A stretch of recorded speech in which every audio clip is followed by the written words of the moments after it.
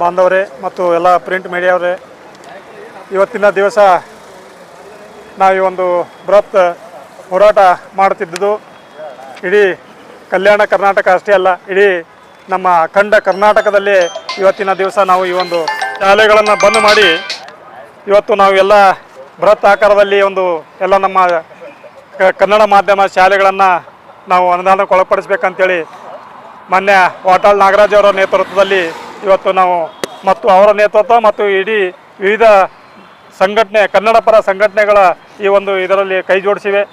ಈಗ ನಮಗೆ ಸಾಕಷ್ಟು ಬಾರಿ 31 ವರ್ಷಗಳ ಕಾಲ ನಾವು ಶಾಲೆ ನಡೆಸುತ್ತಾ ಬಂದಿದ್ದೇವೆ. ಆದರೂ ಕೂಡ 31 ವರ್ಷಗಳ ಕಾಲ ನಾವು ಯಾವುದೇ ಸರ್ಕಾರದ ಸೌಲಭ್ಯ ಇಲ್ಲದೆ ನಡೆಸ್ಕೊತ ಬಂದಿದ್ದೀವಿ. ಕೆಲವು ಶಿಕ್ಷಕರು ಇವತ್ತು ನಿವೃತ್ತಿ ಅಂಚಿನಲ್ಲಿದ್ದಾರೆ. ಅವರಿಗೂ ಕೂಡ ಆ ಒಂದು ನಾವು ಎಷ್ಟು ಅಟ್ಟಿರದಾಗೆ ಅವರು ಇವತ್ತು ಜೀವನ ಸಾಗಿಸ್ತಿದ್ದಾರೆ. ಅದಕ್ಕೆ ಮಾನ್ಯ 31 ವರ್ಷಗಳಿಂದ ಇಲ್ಲಿವರೆಗೆ ಅನುದಾನ ಕೊಟ್ಟಿಲ್ಲ. ಈ ಸರ್ಕಾರ ಆದರೂ ಕೊಡ್ತಾರಂತೇಳಿ ನಾವು ಭಾಳ ಭರವಸೆ ಇಟ್ಟಿದ್ದೀವಿ. ಸುಮಾರು ಸಾರಿ ನಾವು ಮಾನ್ಯ ಶಿಕ್ಷಣ ಮಂತ್ರಿಗಳಿಗೆ ನಾವು ಭೇಟಿಯಾದಾಗ ಅವರು ಒಂದು ಮಾತು ಹೇಳಿದ್ರು, ನಾ CM ಕಾಲು ಬಿದ್ದಾದರೂ ಕೂಡ ನಾನು ನಿಮಗೆ ಅನುದಾನ ಒದಗಿಸಿ ಕೊಡ್ತೀವಿ ಅಂತೇಳಿ ನಮಗೆ ಭಾಳ ಇದರಿಂದ ಹೇಳಿದ್ರು ಅವರು. ಆದರೂ ಕೂಡ ಅವರು ಕಾಲು ಬಿದ್ದರು ಏನು ಬಿದ್ದರು ನಮಗೆ ಗೊತ್ತಿಲ್ಲ. ಇನ್ನೂವರೆಗೆ ನಯ ಪೈಸಾ ನಮ್ಮ ಈ ಒಂದು ಬಜೆಟ್ನಲ್ಲಿ ಕೊಟ್ಟಿಲ್ಲ ಮಾನ್ಯ ಮುಖ್ಯಮಂತ್ರಿಗಳು. ಅವ್ರಿಗೆ ಯಾಕೆ ನಮಗೆ ಕನ್ನಡ ಶಾಲೆ ಅರ್ಥ ಆಗ್ತಾ ಇಲ್ಲ ನಮಗೆ ಗೊತ್ತಾಗ್ತಾ ಇಲ್ಲ.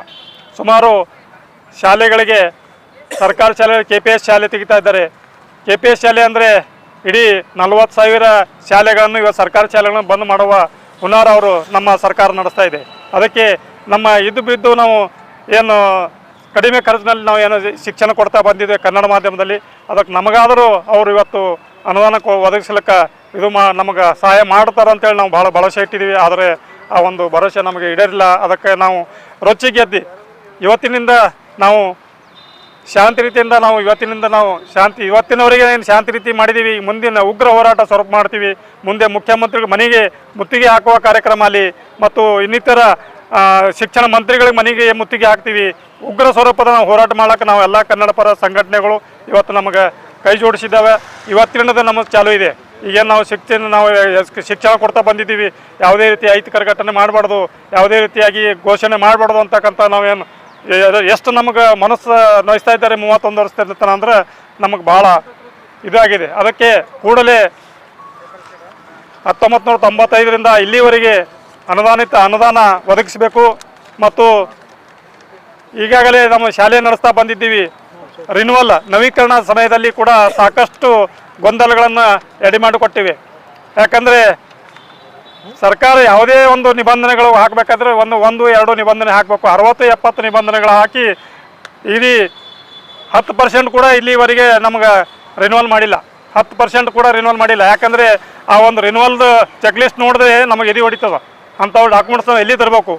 ಆಮೇಲೆ RT ಮರು ಜಾರಿ ಮಾಡಬೇಕು. ಯಾಕಂದರೆ RT ಮರು ಜಾರಿ ಇದೇ ಕೇಂದ್ರ ಸರ್ಕಾರ ಕಾಂಗ್ರೆಸ್ ಸರ್ಕಾರ RT ಮರು ಜಾರಿ ಮಾಡಿದಾಗ ಇಲ್ಲಿವರೆಗೆ 2019ರಿಂದ ನಮಗೆ RT ಮರು ತಿದ್ದುಪಡಿ ಮಾಡಿದ್ರು.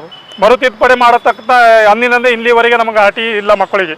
ಅದಕ್ಕೆ ಸುಮಾರು ನಾವೇನು ಬಜೆಟ್ ಶಾಲೆಗಳು ಅಂತಕ್ಕಂಥ ದೊಡ್ಡ ಶಾಲೆಗಳು ಕುತಂತ್ರ ಕೂಡ ಇದೆ. ಇದ್ರಾಗ ಒಂದು RT ಬಂದ್ ಮಾಡ್ಬೇಕಂತೇಳಿ ಅದಕ್ಕೆ ನಾವು ಬಜೆಟ್ ಶಾಲೆದವ್ರು ನಾವು ಕೇಳ್ಕೊಳ್ತೀವಿ. ಮಾನ್ಯರೇ, ನೀವೇ ತಮ್ಮ ಸರ್ಕಾರ ಕಾಂಗ್ರೆಸ್ ಸರ್ಕಾರನೇ ಇದು ಏನು RT ಜಾರಿ ಮಾಡ್ಯದ, ಅದಕ್ಕೆ ನೀವು ನಮ್ಮ ರಾಜ್ಯದಲ್ಲಿ ಕಾಂಗ್ರೆಸ್ ಸರ್ಕಾರನೇ ಇದರಿಂದ ಈ ಕೂಡಲೇ RT ಕರೆ ಮರು ಜಾರಿ ಮಾಡಬೇಕು. ಆಮೇಲೆ ರಿನ್ಯೂವಲ್ ಸರಳೀಕರಣ ಮಾಡಬೇಕು. ಹಂತವಾಗಿ ನಾವು ಹಲವಾರು ಈ ಒಂದು ಬೇಡಿಕೆಗಳನ್ನು ನಾವು ಇಟ್ಕೊಂಡು ಇವತ್ತು ಜಿಲ್ಲಾಧಿಕಾರಿ ಮುಖಾಂತರ ಮಾನ್ಯ ಮುಖ್ಯಮಂತ್ರಿಗಳಿಗೆ ಮನವಿ ಕಳಿಸ್ತೀವಿ. ಮುಂದಿನ ಹೋರಾಟದಲ್ಲಿ ಕೂಡ ಬೀದರ್ಲಿಂದ ಚಾಮರಾಜನಗರವರೆಗೆ ಕೂಡ ಪಾದಯಾತ್ರೆ ಕೂಡ ಹಮ್ಮಿಕೊಳ್ಳಲು ನಾವೆಲ್ಲ ನಿರ್ಧರಿಸಿದ್ದೀವಿ.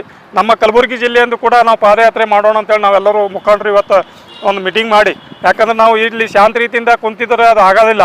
ನಾವು ಉಗ್ರ ಸ್ವರೂಪ ಹೋರಾಟ ಮಾಡ್ತೀವಿ ಅಂತ ಹೇಳಿ ತಮ್ಮೆಲ್ಲ ಮಾಧ್ಯಮ ಮುಖಾಂತರ ಮಾನ್ಯ ಮುಖ್ಯಮಂತ್ರಿಗಳಿಗೆ ಮನವಿ ಸಲ್ಲಿಸ್ತಿದ್ದೀವಿ. ಕಲ್ಯಾಣ ಕರ್ನಾಟಕ ಖಾಸಗಿ ಶಿಕ್ಷಣ ಸಂಸ್ಥೆಗಳ ಆಡಳಿತ ಮಂಡಳಿ ಒಕ್ಕೂಟದ ವತಿಯಿಂದ ಇವತ್ತಿನ ದಿವಸ ನಾವು ಮನವಿ ಪತ್ರವನ್ನು ಕೊಡ್ತಾ ಇದ್ದೇವೆ DC ಅವರಿಗೆ. ಯಾಕಪ್ಪ ಅಂದ್ರೆ ಮಾನ್ಯ ಮುಖ್ಯಮಂತ್ರಿಯವ್ರ ಮೇಲೆ ನಾವು ಭಾಳ ಭರವಸೆ ಇಟ್ಟಿದ್ದೆವು. ಆಲ್ರೆಡಿ ಸಾಕಷ್ಟು ಬಾರಿ ಸ್ಟ್ರೈಕ್ ಮಾಡಿವಿ, ಸಾಕಷ್ಟು ಬಾರಿ ಮನವಿ ಪತ್ರಗಳು ಕೊಟ್ಟಿದ್ವಿ. ಆದರೆ ಈ ವರ್ಷದ ಬಜೆಟ್ನಲ್ಲಿ ಮುಖ್ಯಮಂತ್ರಿಗಳು ನಮ್ಮ ಕನ್ನಡ ಶಾಲೆಗಳಿಗೆ ಅನುದಾನ ಕೊಡದೆ ಭಾಳ ನಿರಾಸೆ ಮಾಡಿದ್ದಾರೆ. ಹಾಗಾಗಿ ಇನ್ನು ಮುಂದಾದರೂ ಎಚ್ಚೆತ್ತುಕೊಂಡು ಅವ್ರು ನಮ್ಗೆ ಅನುದಾನ ಕೊಡಲಿ ಅಂತಕ್ಕಂಥ ಬೇಡಿಕೆ ಮತ್ತು ಒತ್ತಾಯವನ್ನು ಮಾಡ್ತೀವಿ. ಅದೇ ರೀತಿಯಾಗಿ ನಮ್ಮ ಖಾಸಗಿ ಶಾಲೆಗಳ ಏನು ಸಾಕಷ್ಟು ಏನು ಇದು ಹೇರ್ಯಾರ ನಮ್ಮ ಮ್ಯಾಗ, ಪಠ್ಯ ಪುಸ್ತಕದಾಗಿರ್ಬೋದು, RT ಹಾಗೆ ನವೀಕರಣದಾಗಿರ್ಬೋದು, ಅವೆಲ್ಲ ಸಮಸ್ಯೆಗಳನ್ನು ಸರಳೀಕರಣ ಮಾಡ್ಬೇಕಂತ ತಿಳ್ಕೊಂಡು ಈ ಮೂಲಕ ಒತ್ತಾಯ ಮಾಡ್ತೀವಿ.